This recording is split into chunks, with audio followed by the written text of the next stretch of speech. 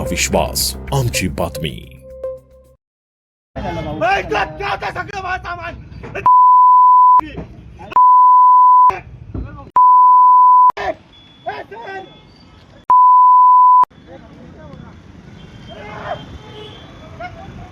सध्या शहरातील एका अत्यंत वर्दळीच्या रस्त्यावर विकास कामे सुरू असल्यानं वाहतूक कोंडीची समस्या निर्माण झाली आहे। या ठिकाणी रस्त्यावरच अनधिकृतपणे रसवंती स्टॉल उभारण्यात आला होता। वाहतुकीला अडथळा निर्माण होत असल्यानं महापालिकेचे अतिक्रमण विरोधी पथक कारवाईसाठी घटनास्थळी पोहोचले। मात्र कारवाईला सहकार्य करण्याऐवजी अतिक्रमणधारकाने आपल्या साथीदारासह पथकावर दगडफेक करत शिवीगाळ केली। तसेच माझे सामान परत द्या, नाहीतर परिणाम भोगावे लागतील अशी धमकीही देण्यात आली। या घटनेमुळे काही काळ परिसरात तणावाचे वातावरण निर्माण झाले होते। पोलिसांनी तातडीने हस्तक्षेप केल्यानं परिस्थिती नियंत्रणात आली। दरम्यान या प्रकरणात सत्ताधारी गटातील एका नगरसेवकाने घटनास्थळी येत मनपा कर्मचाऱ्यावर संताप व्यक्त केला। त्यानंतर संबंधित नगरसेवक पोलीस ठाण्यात जाऊन तक्रारदार कर्मचाऱ्यांना धमकावत असल्याचा आरोप करण्यात आला आहे। सदर गुन्ह्यातील जे फिर्यादी आहेत हे त्यांच्या अतिक्रमण पथकासह या रोडवरती अतिक्रमण आहे अगर कसे याबाबत पाहणी करण्यासाठी आले असता सातपूर अंबड लिंक रोड वरील गरवारे जवळील किर्लोस्कर जी कंपनी आहे सदर ठिकाणी काही भाजी विक्रेते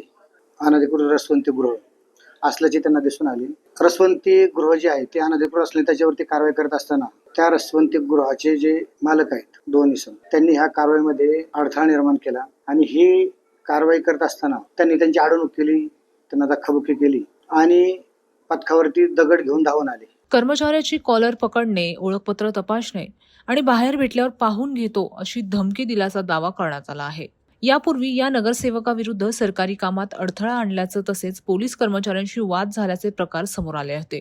त्यामुळे या घटनेनंतर मनपा कर्मचाऱ्यांमध्ये भीतीचं वातावरण निर्माण झालं आहे। दरम्यान या प्रकरणात संबंधित नगरसेवकाचं नाव घेऊ नये असा मौखिक सल्ला काही वरिष्ठ अधिकाऱ्यांनी कर्मचाऱ्यांना दिल्याचीही चर्चा आहे। मी अतिक्रमण करत होतो, तिथं स्टॉल लावलेला होता कंपनीच्या बाजूला, सीमेस कंपनीच्या बाजूला त्यांनी स्टॉल लावलेला होता ते रसवंतीचा।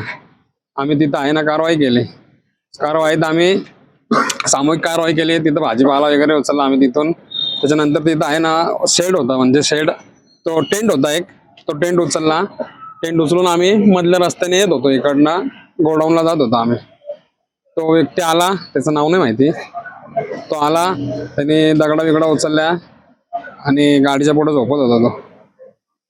त्याच्यानंतर मग आम्ही इथं आलो, दगड पण फेकले त्यांनी, शिवीगाळ करत होता तो, म्हणे असं कराल तसं कराल, मारून टाकाल, असं कराल।